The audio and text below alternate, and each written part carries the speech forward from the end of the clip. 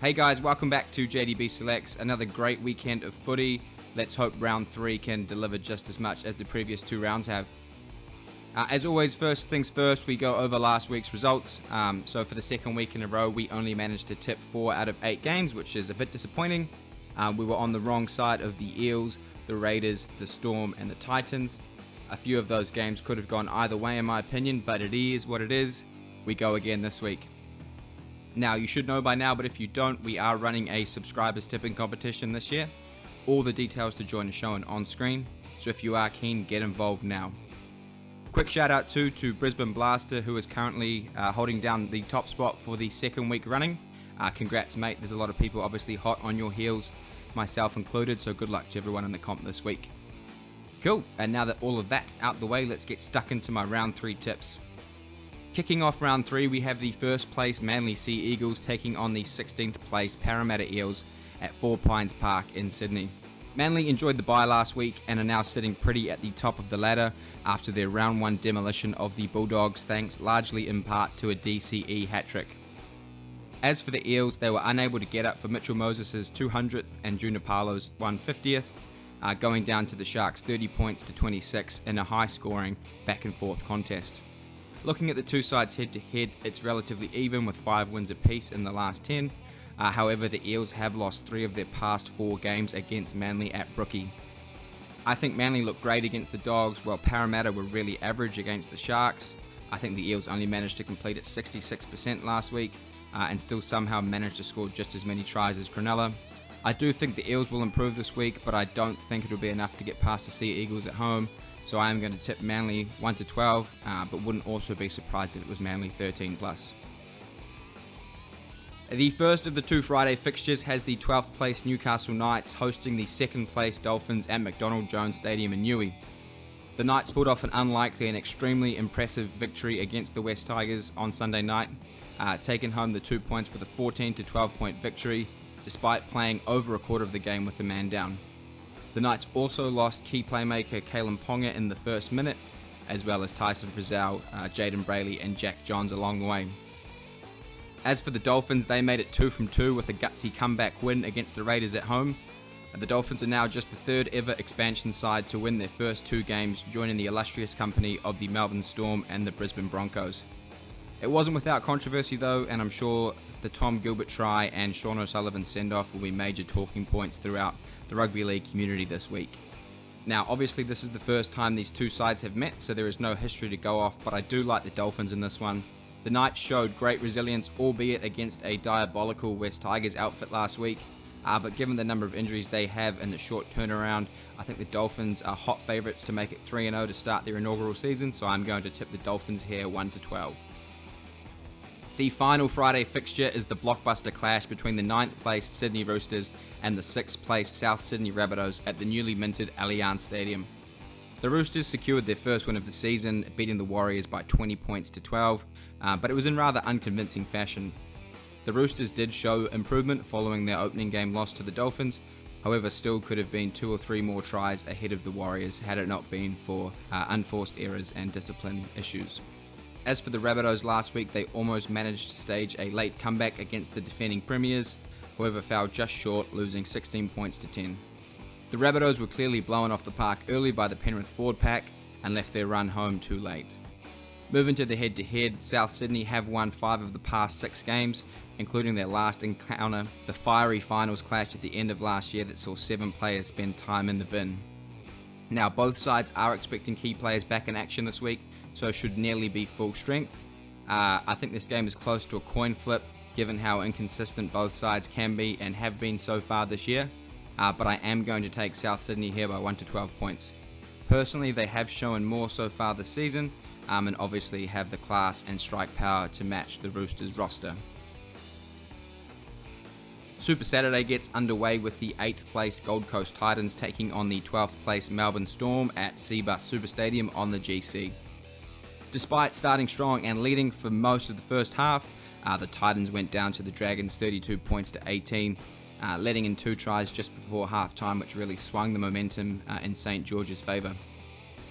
As for the Storm, they were upset at home by the Bulldogs 26 points to 12. The Storm were rudderless in attack without Cameron Munster, and their new inexperienced players really struggled in defence, missing almost 20 more tackles than the Dogs. Looking at the two sides head-to-head, Melbourne has completely dominated the Titans, winning 12 of the past 13 games, including 8 straight. The Titans also haven't beaten Melbourne on the Gold Coast since 2010. Now, part of me does think that if the Titans were ever going to beat the Storm, this is the week to do it.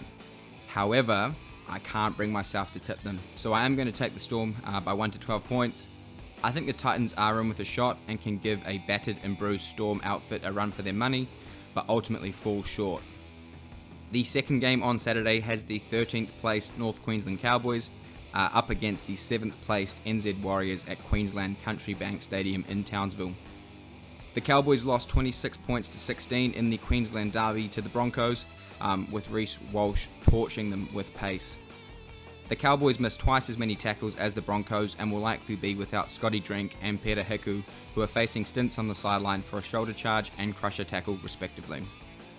As for the Wars, they fought valiantly against the Sydney Roosters, but as is often the case, discipline and silly unforced errors let them down, ultimately losing 20 points to 12. The Warriors were forced to defend for long periods of time, which I think ultimately proved the difference, but there were still lots of positives from the Warriors' middle forwards and halves pairing. Moving to the head-to-head, it's been fairly even in recent years, with neither team winning more than 2 games in a row. However, the Warriors have only beaten the Cowboys twice in Townsville since 2003, losing 13 of 15 games. Now, because of that, I am going to take the Cowboys here by 1 to 12 points. I do think it's a low-scoring, tight contest, as 3 of the past 4 have been decided by 4 points or less, but ultimately the Cowboys get it done at home thanks to their defence.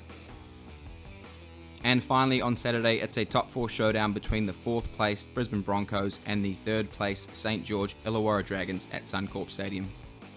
The Broncos were electric against the Cowboys, winning the Queensland Derby 28 points to 16, with the X factor and speed of Reece Walsh and Ezra Mam pairing perfectly with the cool, calm head of Adam Reynolds.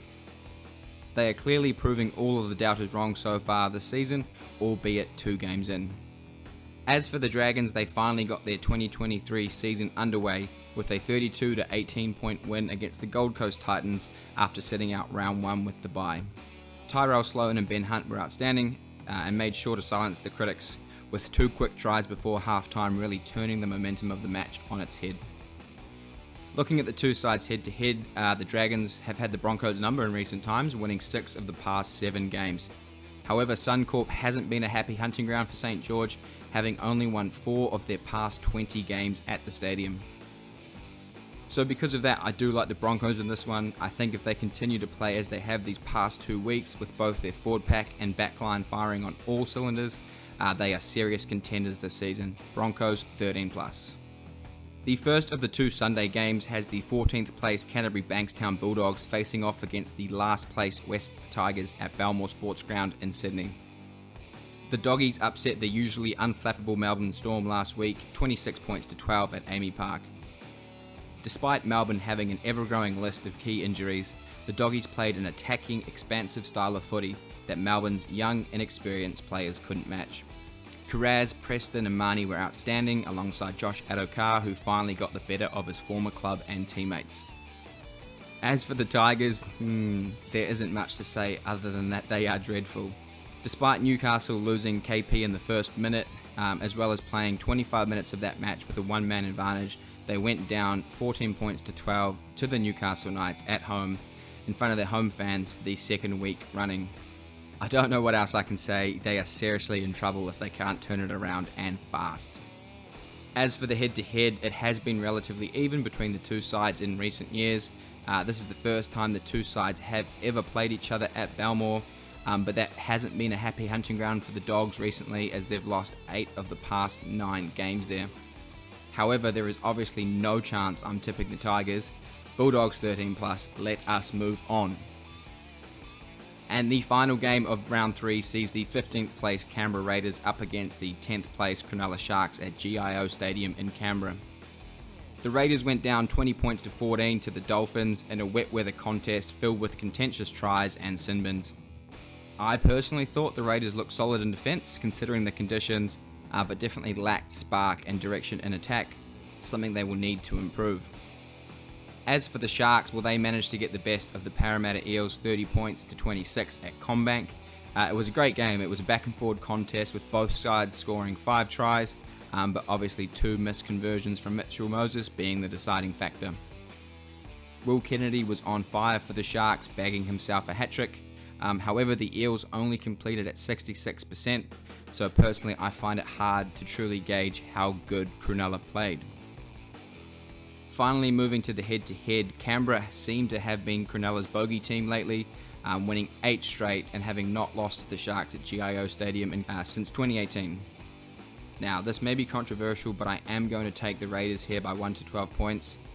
I think the Raiders showed a lot of good things against the Dolphins, and the Sharks are no doubt missing Nico Hines, but they did play an extremely poor Parramatta side and barely scraped through. So I'm going to take a risk and take the Raiders here, 1 to 12 points. Alright, so in summary, I am taking the Sea Eagles, the Dolphins, the Rabbitohs, the Storm, and the Cowboys by 1 to 12 points. I'm then taking the Broncos and Bulldogs 13+, and finally I'm taking the Raiders over the Dolphins 1 to 12. As always, please drop your tips and predictions in the comments below. Join the tipping comp if you haven't already. And as always, thank you so much for watching. I appreciate each and every one of you. Let's continue to keep rolling on in 2023. I will catch you in the next one. Peace.